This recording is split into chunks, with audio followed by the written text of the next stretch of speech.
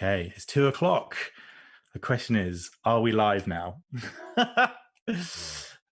I think we'll give it 10 more seconds and then we'll do a big hello. Hello, Maycamp. Hopefully you can see us, and we are now being broadcast live on YouTube. Welcome back to our kitchen, where if you were watching this morning, you will have seen that I drank the most disgusting milkshake smoothie thing I've ever tasted. By drank, he means he had a sip. It was pretty horrendous. It was more than a sip. I took kind of a mouthful. A lot went back in the glass. Some people have asked me if I was actually sick. I wasn't actually sick, but there was a certain amount of I was worried. Gagging. I was worried about the kitchen floor. It was pretty gross. I'm still not seeing us live on YouTube, so either there's a really long delay. Well, Chloe says she can see us. So oh, hold on a minute. Maybe we've just lucky Chloe. Oh, look, it is working. There we are. I had the video paused on our screen.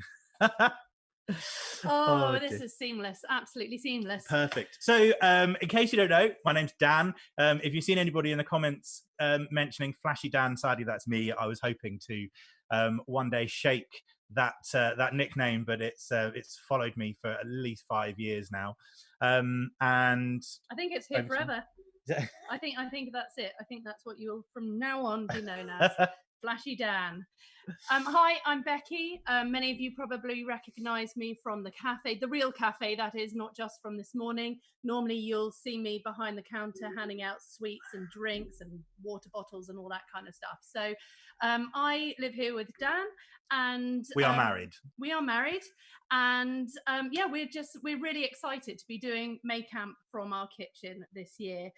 It was obviously a massive disappointment that we couldn't be with you all in Plumpton, but this is second best. So yeah, this is brilliant, and it is really great to see so many of you commenting on the live videos. Hi, Rudgwick Youth. Yeah, glad you're here. Yeah, so please keep commenting. We can see the comments as they come in. If you have any questions, then pop them in there, and we will do whatever we can to answer those for you. So yeah. So you're probably here because you have some sort of vague interest in the environment, on our impact on the environment and the world around us.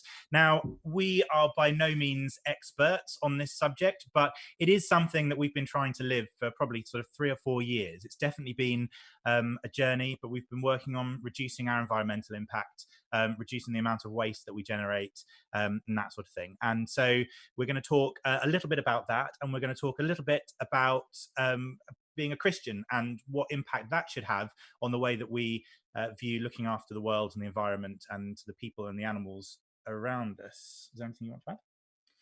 No, I think we're gonna we're just going to have a chat basically, and see if we can share with you some of the ways that we have made some changes to our lives. As Dan said, we're by no means experts, and we're not here to lecture you on how to live your lives, but if we can maybe share with you some of the bits that have made changes to our lives and they might help you, then all the better. So yeah, we're going to focus on the 3 elements that we think make a big difference, and the 3 elements that are combined to bring together the whole environmental conversation, which is the planet, the people on that planet, and the animal, and the relationship between those 3 and our responsibility for them. Yeah. James Hollingsworth, we've actually not had lunch yet because we've been getting this wonderful video station set up. Oh, the sacrifices we make. Yeah. So, I just want to start by addressing sort of what does the Bible say about the world around us, and I think it probably is a good place to start in Genesis chapter 1, right at the very beginning of the Bible. In chapter 1, verse 31, after God has created, all done his 7 days, he says that God looks and saw all that he had made, and it was very good. So straight away, kind of we understand that God sees the world, God sees creation, God sees all the people, all the plants, all the the sky and the earth and the waters and the fish and all the things that it says that he made. He looked at all of it and he saw that it was good. And the second thing, which interesting, we've had a question about, which we'll come on to later, in chapter 1 of Genesis, still verse 29, and 30 it describes how God blessed the first two humans, which in the Genesis story are called Adam and Eve. You've probably heard of them, and it says that he gave them dominion over all the fish and all the animals. And I think it's very easy to kind of hear that word dominion and think that actually God's given us control, and God's put us over these animals and these fish. And in a way, that's true. But actually, when you read that whole Genesis story and you read further on into the book as well, when it talks about dominion, it's talking about care for something. It's talking about not only are we in charge of it, but we have care for it. So in a way, like your parents may have dominion over you. Yes, they might be in charge of you, but there's a role within that which has been given to them, which is to look after you, and to nurture you and to encourage you and to see you grow and develop. And so in this in Genesis 1 at the beginning, where it's talking about the role of humans on the earth, it's about having the freedom to be able to build homes and to live and to farm and to use the animals. Like, we have a right to be here, and we've been given it. We've been blessed with this world and this creation around us. But dominion doesn't mean we can just do whatever we want. Dominion is about caring for and nurturing for as well. So that's certainly where we come from in a sort of our understanding, our theology around kind of the world and where we've been put and the environment. So I'm going to pass over to Beccy to talk through kind of some of the big issues which you probably all already know about in the world today. Well, I think first of all, we just want to share a couple of bits of information with you about what's been going on. And we recognize that actually all of you are here because you have a care for this subject as well, and you're probably well aware of most of this information anyway. So but we just want to say that in the last however many years, we've got 1 million plant and animal species are now considered to be threatened. 30 to 50% of species are already threatened with extinction by 2015. 2050, we've been past. No, not 2015. No. So 30 to 50% of species that are already threatened with extinction by the year 2050. That means that if today you are 15 years old, by time you reach your mid-40s, many of the animals that you see around, many of those creatures that you see on nature documentaries or maybe out and about, depending on where you are in the world, many of those animals will no longer exist. Plastic pollution has increased tenfold in recent years. 3% of the Earth's oceans are free from human resources. Only 3% of the oceans are free from human pressures, plastic, etc. Live coral reefs have halved, and soils are breaking down and becoming depleted for the first time in 10 million years. And this is related to the loss of trees and the massive job that they do. So we all know what the issues are. We're bombarded with it. We've had huge discussion going on in the media recently. You'll no doubt be familiar with, Greta Thunberg, Extinction Rebellion, and the movements that are going on by them. But really, those things can seem so huge that actually it can almost be a bit overwhelming, and you feel like actually that's all very well that you've got these people out there who are very visible, who have all this power to make changes, but what can I do as little old me sitting here in my kitchen? What are the changes that I can make? And so we want to talk through some of those with you today. So are we going to show a little video at this stage? Yeah, we've got a little video clip. It's a few years old now, but it's a little bit fun. It's called Follow the Frog. It was an advert, and well, you'll see that. So I'm hoping that seamlessly Ben will now play that video for you. You are a good person. You spend time with your family. You work out at the gym. Come on, push. You conserve water while showering. You like nice clothes. You give to charity. You recycle. You drive a Prius, but you use your bike when you can. You enjoy the occasional distraction at work, and you always send a card on Mother's Day. Always. But there's a part of you that tells yourself that you're not so good, that you could be doing more, that the world is falling apart at the seams, and all you've been doing is yoga. One day, you see that the rainforest is being destroyed at a staggering rate of 32 million acres a year. That's the equivalent of one football field every 78 seconds. You feel bad, angry, guilty. You've been apathetic for too long. You want to do something about it. You must do something about it. Well, this is what you're not going to do. I quit! You're not going to quit your job, leave your family, get on the next flight to Nicaragua, take a bus to the edge of the jungle, then hoof it across rivers, lakes, and streams on a quest to the very heart of the rainforest. Take me to the heart of the rainforest. You're getting closer. You're almost there. You have arrived. You're not going to ingratiate yourself with the local tribesmen and go to great lengths to earn their respect and trust. No.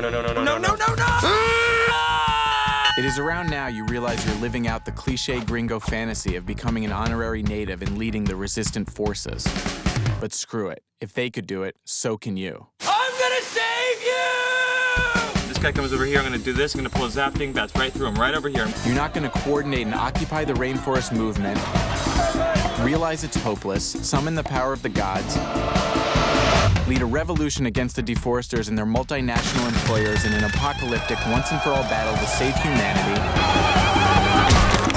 only to awaken 2 days later in an El Salvadorian hospital with 2 toes missing on your left foot. Siri, I wanna go home. Hobble out of Central America, up through Mexico, across the Sierra Madre, where you break down, have your first cigarette in 4 years, accidentally start a wildfire, killing off the endangered species that once served as your occupational distraction, finally make it back home, only to find you've been replaced at work by a guy named TJ, and that things at home are not what they used to be.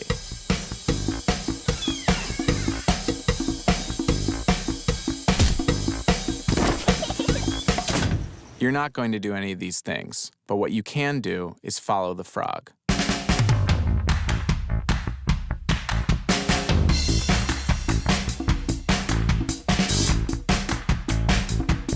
Buying Rainforest Alliance certified products ensures the future of our rainforests, so that you don't have to do the things you shouldn't do anyway.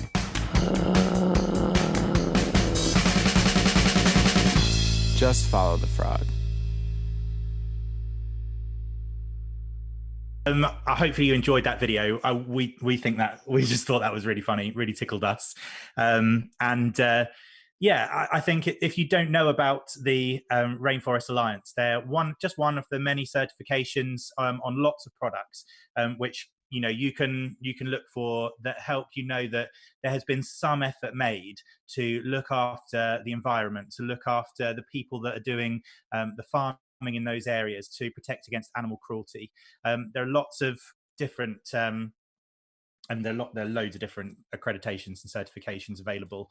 And accreditations are organizations who monitor some of these organizations, and they give them this badge that they can only use if they meet a certain criteria. So for instance, Rainforest Alliance will have organizations that use that badge, and they have been tested or assessed to make sure that they do meet the criteria that's required of them. Other ones that you're probably familiar with are Fairtrade or UTS, who monitor different elements, and each of those different accreditations have different responsibilities, maybe more lean towards environmental concerns, how they farm the land and the resources that they use. Some of them will look towards animal how farmers look after their animals, and other ones will sort of do a bit of a corporation. But you can look for those badges on products that you buy to know that you are shopping a bit more responsibly. So we've got a few slides, so hopefully you can see the PowerPoint that we've put up behind. Funky little image here. Basically, we just got a few things that we thought were really helpful in encouraging us to think a little bit more about how we can be a good consumer. So I'm just going to click through and we'll talk through some of these slides. So in this one, this chart is showing us some of the changes that we can make in our lives to reduce our impact on the climate. So on the far left, you've got really small changes that you can make that are normally quite easy changes that will reduce your impact. So for example, here we've got upgrade your light bulbs. So it might be just a matter of going from incandescent bulbs to LED bulbs. Now, you might not have much of a say over what light bulbs you use in your house, but talk to your parents. It's a really easy change to make when a light bulb goes to put an LED light bulb in its place and use less energy. Then you've got hanging dry clothes rather than putting them in a tumble dryer. Perhaps offer to help out, especially in this nice weather where it's warm and windy. Clothes will dry really quickly when hung outside. So and some serious brownie points. Yeah. offer to help that. Recycle. We're going to talk. We're going to talk a bit more about recycling in a bit. Wash clothes in cold water. Again, we've seen loads of adverts for this. Kind of do your wash on 30 degrees rather than 40. Don't know if you help out at home with your washing. Replace your typical car with a hybrid car. Again, maybe not something that you would do. Then up from that, in the high impact range, we've got eat a plant-based diet, switch to an electric car, buy green energy. And that's a really easy thing to do that you can tell your parents to do. There are loads of green energy suppliers, and often they are actually cheaper than some of the other big energy providers. And it means that you're buying energy that's been certified green energy instead of normal dirty stuff. And we recognize that this is a graph that is probably more aimed towards adults and people who have their own homes. These are big changes that can be made by those who make the decisions about what energy provider you use, what car you drive, whether you take flights, etc. But actually, by educating ourselves and each other, what we can do is share this information with those people who make those decisions on our behalves, so that we can let them know that we're concerned about these things, but not only are we concerned about them, but actually we've researched them and we've looked into them and we've cared enough to find out how we can practically make the change. Because the hardest thing in all of this is knowing that a change is needed, but actually how you go about making that change. So just because these decisions may seem to be outside of your hands, maybe it's a conversation that you could have with those people who do make those decisions, so that you can be impacting on the decisions that they're making as well. You can probably see the last few things on there, which are the really big impact. Avoid one transatlantic flight, live car free, so cycling and walking, and it says have one fewer child, and it's talking about the ongoing impact of another human being. But that's a really controversial one. This next slide, we really love this. This is the hierarchy of needs. I don't know if any of you have heard of Maslow's hierarchy of needs, but it starts at the bottom with kind of what you should do first, and then in each scenario you fall back to do the thing above. So at the bottom, use what you've got. If you don't need something new, don't buy something new for the sake of it. There's an environmental impact involved in every new item that you buy, whether it's clothing or or technology or whatever. So if you can, use what you have. If you can't do that, borrow something from somebody else. If you need a tool, or if you need if you only cycle very rarely, is there someone who has a bike you can borrow? Next up from that, swap. So yeah, if you've got something you no longer need and somebody else got something they no longer need, see if you can swap. Thrift, American term for using charity shops, I believe. We try and shop in charity shops as often as we can. Then make. So if you've already got stuff around the house and you can make it yourself, we're quite into making I like things. to have a little go at making a few. There's variations of success, but there we go.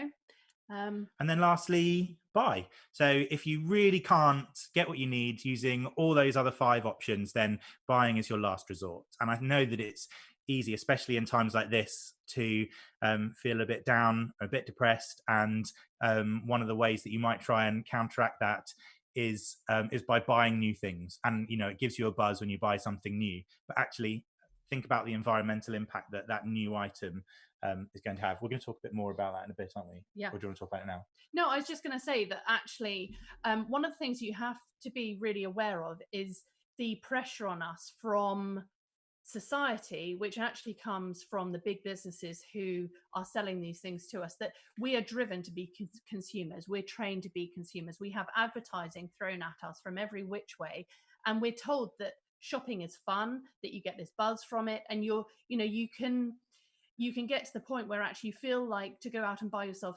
something new as a treat, and that you deserve it and you should reward yourself, etc., etc.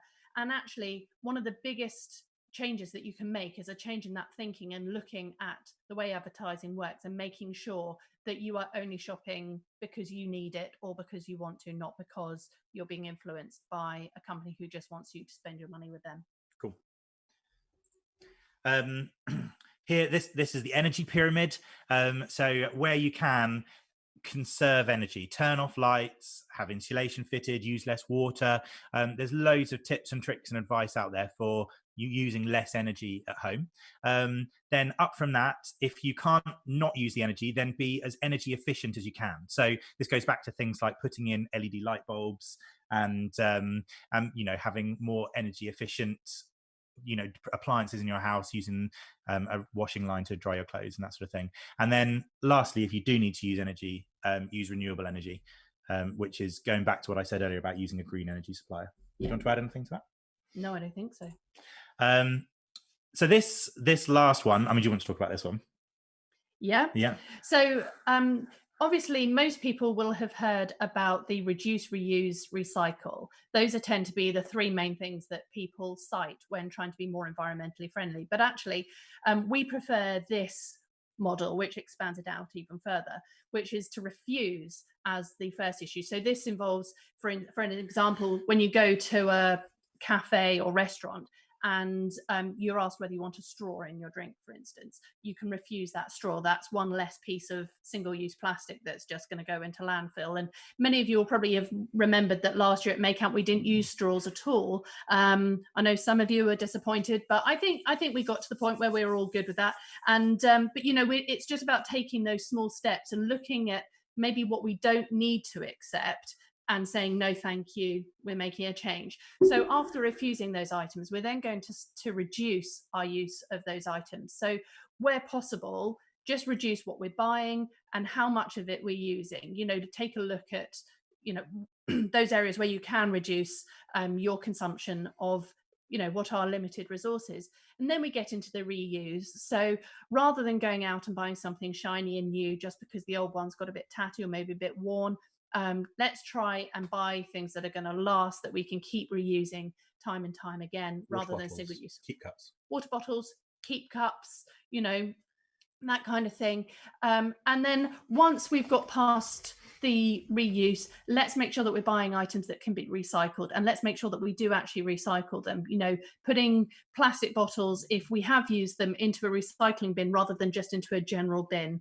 And then finally, rot, which comes down to when we're getting rid of food, the items that we're throwing away. Perhaps we're throwing away leftovers from a meal, the bits that are left on your plate when you've had enough, that actually maybe we can look into composting and how we can get rid of those compostable or biodegradable items in a responsible way, which means that they don't go into a landfill. Cool.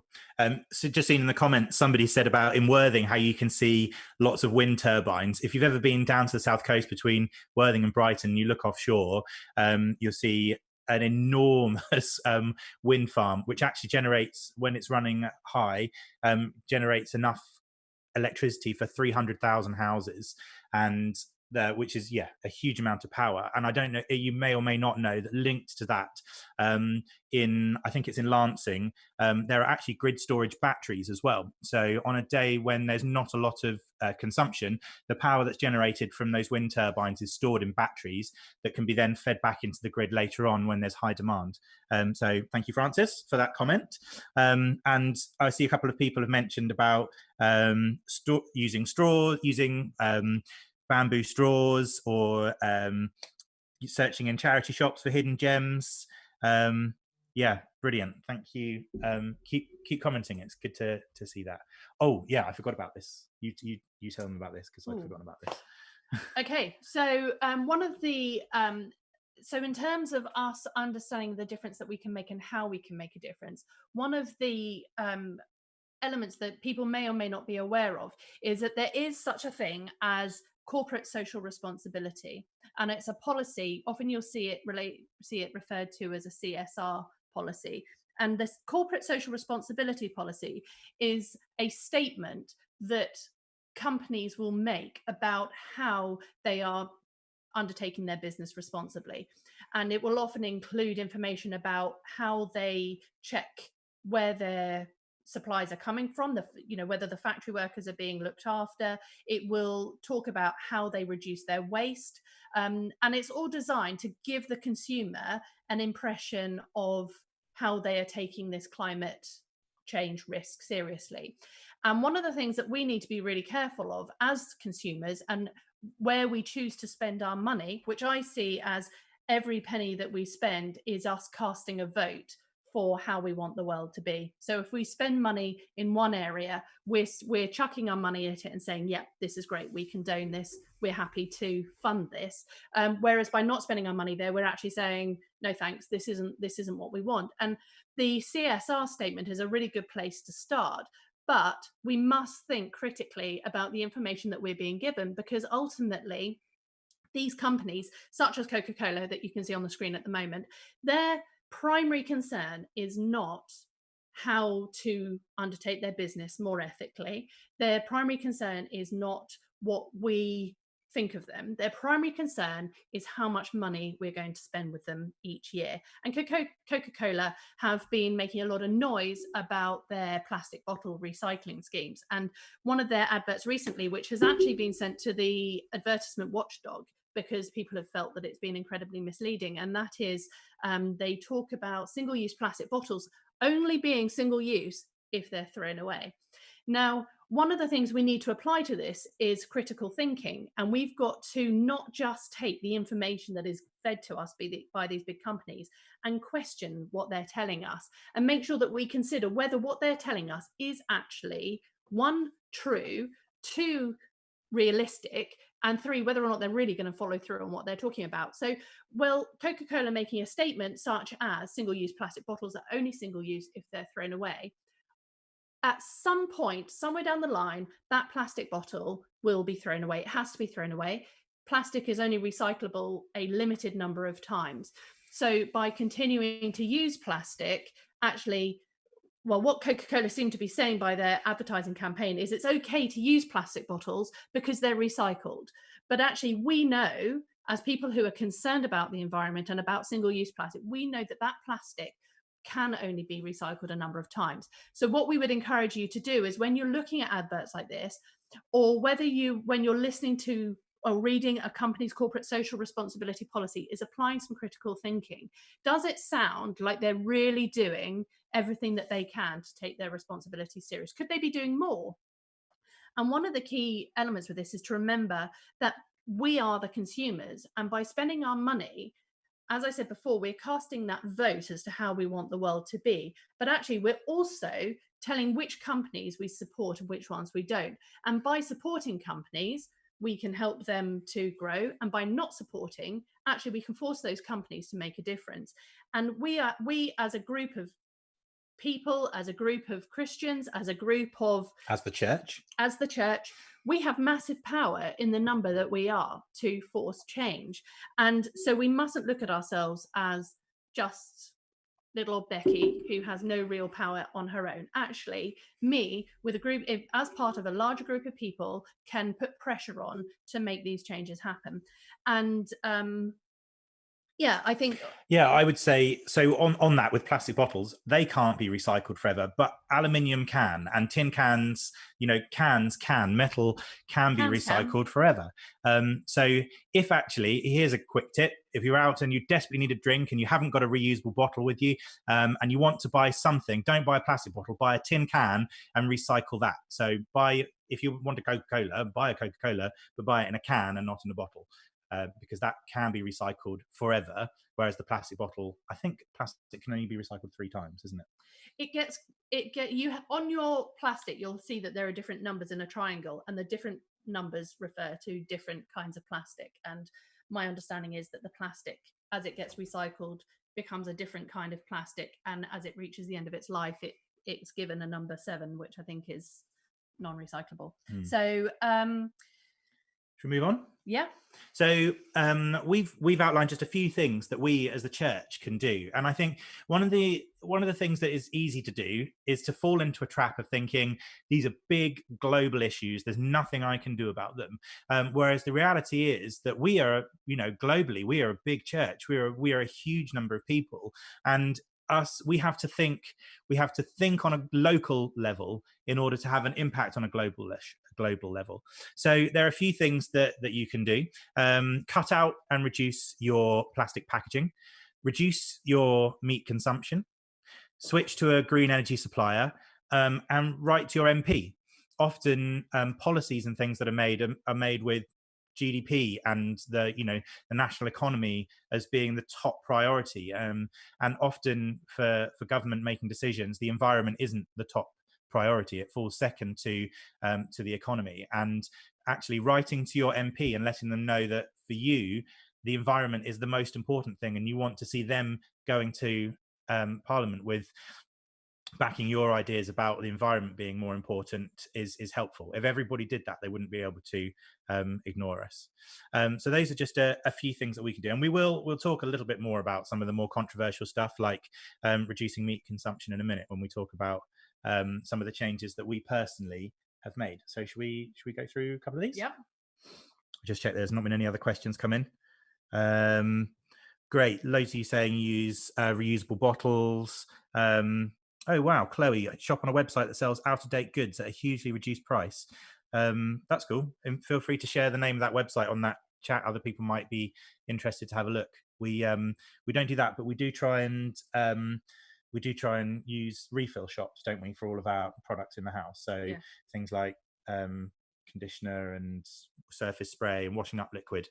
We keep the bottles and we go to refill shops. Refill shops have really, I think in the last year maybe, have really become a massive movement, and most towns have them. We live in Worthing, and there are at least 3 that I can think of where there are refill stations, and you simply take in your empty bottles, and they typically sell things like laundry detergent, conditioner, shampoo, conditioner, liquid soap, lots of dried food, pasta, seeds, nuts, all kinds, really. And actually they're cheaper than buying them in the supermarket. It is cheaper, and also it's you can really see what you're buying as well. It's all in the big containers, and you hold your thing under and it all pours out into a bag, or you can take your own tubs along, and actually it's really satisfying to know that you're reusing a bottle that you bought in the supermarket with your laundry detergent, and you're not having to put yet another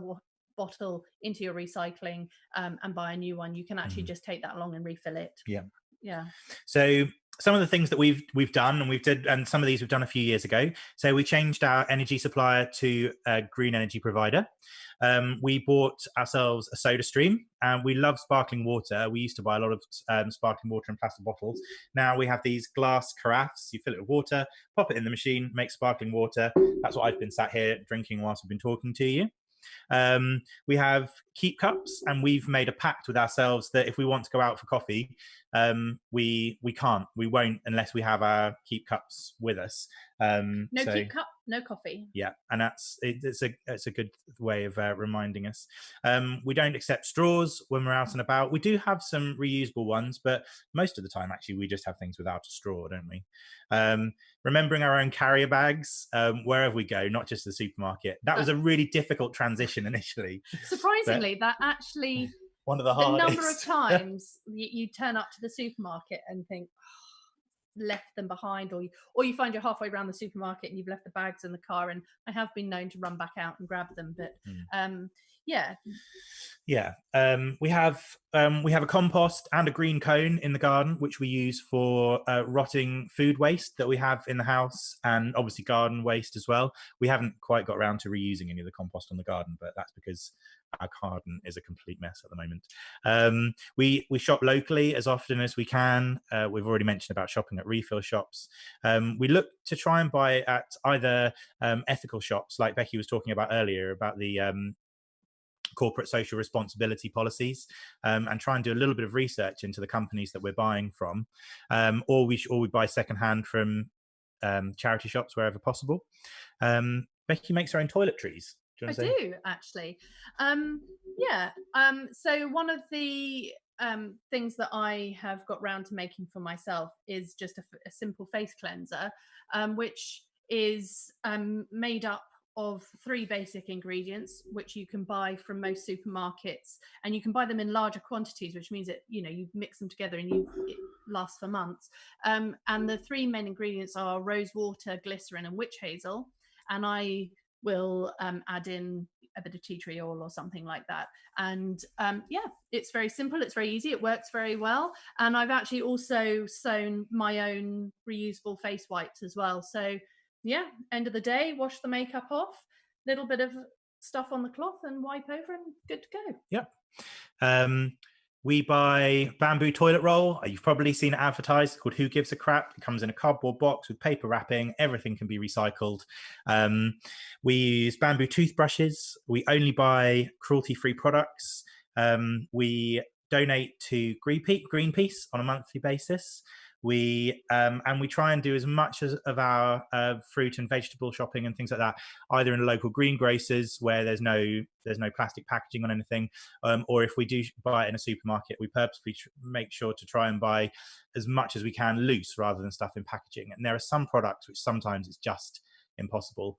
Sometimes we'll make do without if those things Buying are in plastic. cucumbers not wrapped in plastic. Yeah, that's so. The greengrocers is the only place we know that you can buy cucumber not wrapped in plastic, and celery as well. Nearly always celery is in a little cellophane bag that can't be recycled. Chloe's actually just made a really great point that often when she forgets her shopping bag, she'll take the big vegetable boxes. Oh, that's a good idea. And actually, I have done that. I had a bit of an incident recently where they didn't have any of the paper bags for putting mushrooms in, and so I thought I'd be really clever, and I took one of the big boxes and I put all my shopping in there, including the mushrooms, which were loose.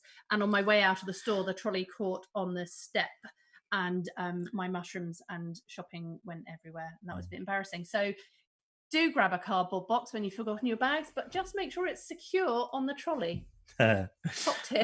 We're growing a few vegetables in the garden. We did quite well last year with potatoes and beans and things like that. This year we've got beans and tomatoes. We've got some fruit as well, blueberries, raspberries, some of those sorts of things. The problem you find when you grow these things in the garden, though, we grew sugar snap peas, which were delicious. And the problem is that actually they don't make it into the house. So you stand out there in the garden, you think you have a couple, and before you know it, you've had a good snack on sugar snap peas and raspberries and all that kind of stuff. And then you don't want your lunch. No. So those are some of the really easy changes to make that we've mentioned, and now then we're going to move on now and say some of the sort of longer term habit changes that we've made. A couple of years ago, almost exactly 2 years ago, we had a very old diesel Vauxhall Astra, which just got to the end of its life. Things started breaking on it, and the servicing was ridiculously expensive. And so we decided to not trade it in, we scrapped it, and we got an electric car, and that we absolutely love it. We're massive advocates for that. It saves us a huge amount of money, because we're not buying fuel for it anymore. We plug it in at home, and we also make a real effort to always charge overnight and when the energy on the grid is greenest. Now, one of the things you might be interested in is there's a couple of apps. There's one called Grid. I'm going to try and find it on my phone. There's one called Grid Carbon, and there's one called Electricity Map. Now, Electricity Map, I'm going to show it to the screen. I hope this comes up. It gives you a map of the world, and you can tap onto the place where you live, and it will tell you where your electricity is coming from. So at the moment, you can see that 81% of our energy is low carbon and 60% is renewable. It's really windy and really, that's a really bright screen. You can't see it. I know. I think the only way to do that is to connect. Guys, download the app.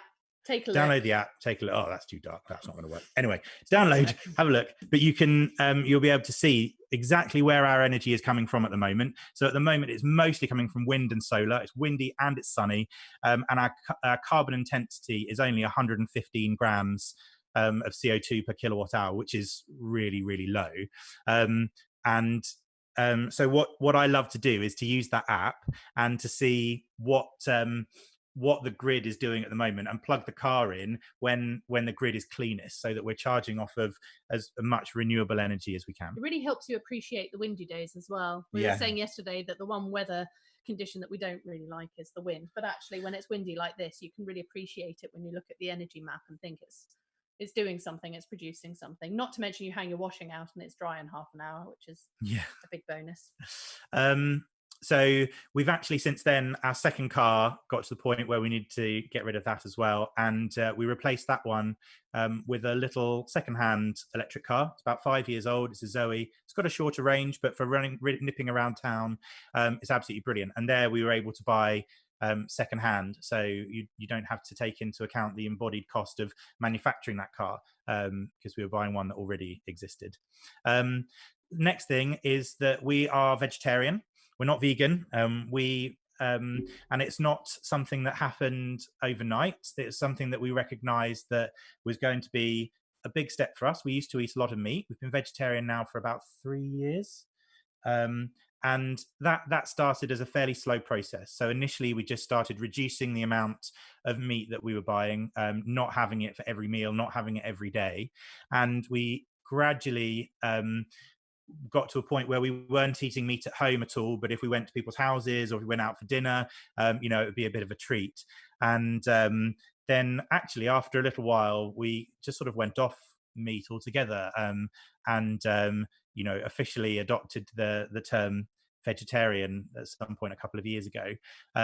Now, that's not for everybody, and I know that there's a lot of very militant vegetarians and vegans who are quite aggressive with the way that they talk about that, and people don't like to be told what they can and can't eat.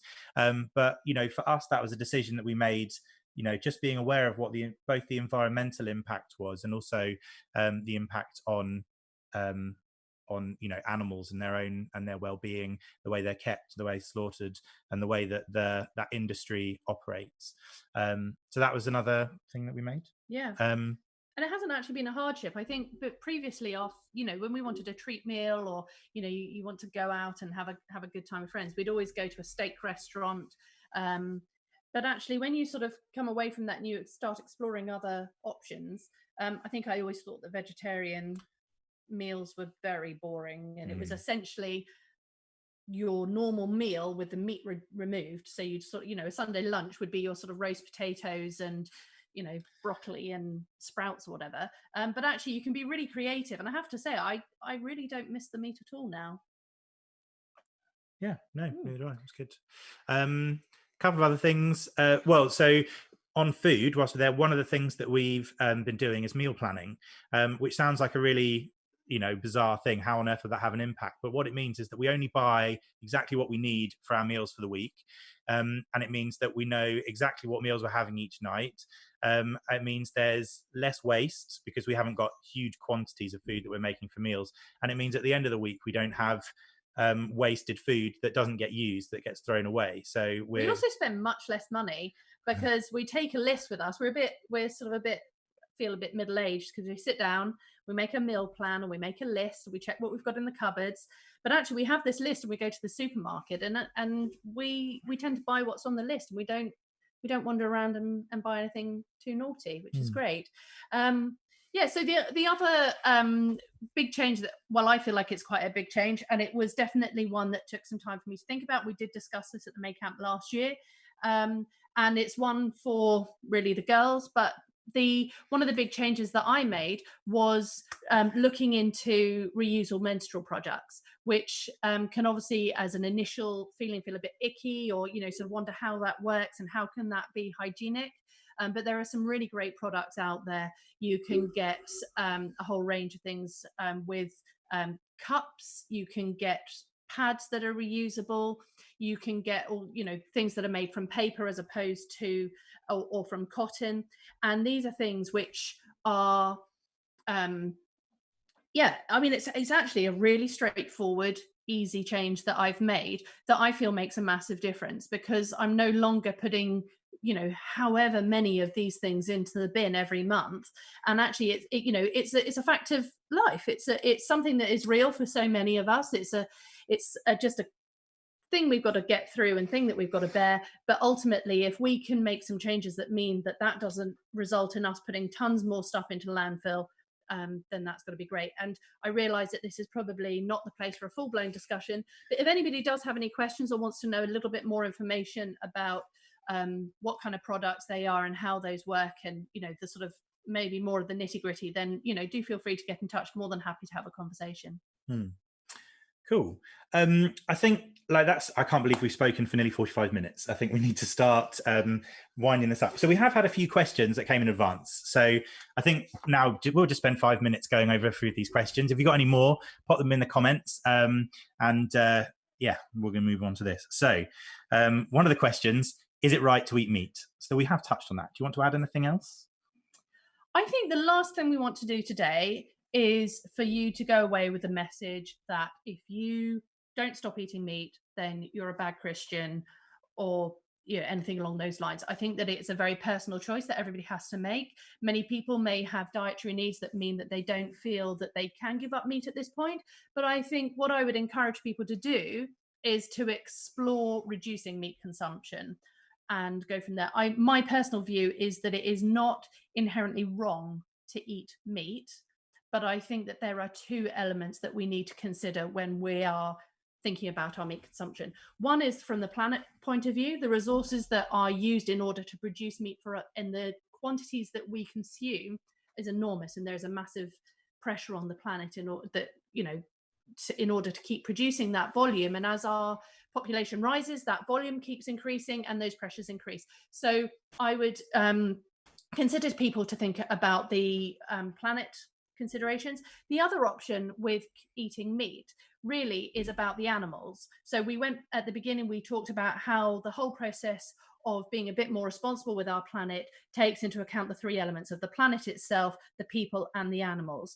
And when we look at how animals are farmed and raised and reared for food, personally, I think that we should ask some serious questions about whether the level of suffering is actually necessary. Now, it is possible to shop for meat more sustainably, and I would encourage people to look at their local butchers and find out where their food has come from as well. And we live near Stenning, and there's a butcher's in the town centre there, which is actually known to be a fairly ethical source as much as possible. And that was one of the ways that when we started reducing our meat consumption, was we started shopping less for meat at places like Tesco's and the big supermarkets, and actually going to the individual butchers where they can tell you which farm, which field that pig or cow or sheep or whatever came from. And there are those, if you're going to carry on eating meat, then I'm not telling you that you can't, but perhaps maybe consider where that meat has come from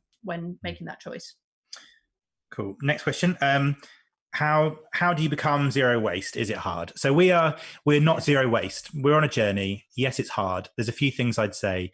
One, don't try and do everything at once. If you suddenly go, right, I'm going to do a week and I'm going to be zero waste, or I'm going to do a month and I'm going to go be zero waste, like, brilliant, have a go. But the fact is, if you're just setting, I'm going to do a month and then finish, that's not going to have a long-term impact. And you'll probably find it so hard, you'll go, this just isn't sustainable. I think that a better way of doing it is to identify one thing at a time which you can reduce, that you can cut out. And certainly that's how we've started. So what we would do is at the end of each month, we would look at our bin and go, right, what's in here? What are we throwing away? Oh, this month we've been eating halloumi, and so there are several like plastic wrappers from halloumi. Is there a way we can get that not in packaging? Maybe we need to reduce the amount of that we eat, and make small changes like that. I think that's a more sustainable way, but it is difficult, and it is difficult to be it requires sacrifice. All of this is about making a choice about the world that you want to live in, and unfortunately it does require sacrifice, because at the moment we live in a consumer driven world where you can go out and you can buy whatever you want, and normally it's very cheap, and being more responsible with your shopping habits actually means either reducing how much you have of that thing or not having it altogether. And it's about making a decision as to whether that sacrifice is worth it for what you want to pursue. So going zero waste is hard. It's about changing habits, which we all know is a really tough thing to do. But it's not impossible. But it does, go slowly, go gradually. Take a look at where your waste comes from at the moment, and maybe look at ways that you can start to cut that down. It's all a journey, whether you start today or next week or next year, or maybe you've already started. It's all a journey that we're all on, and we can. Cool. I think, sort of looking at the time, we've got about 2 minutes before we need to hand back to Ben so he can get ready for the next live video. One more question: how can we keep up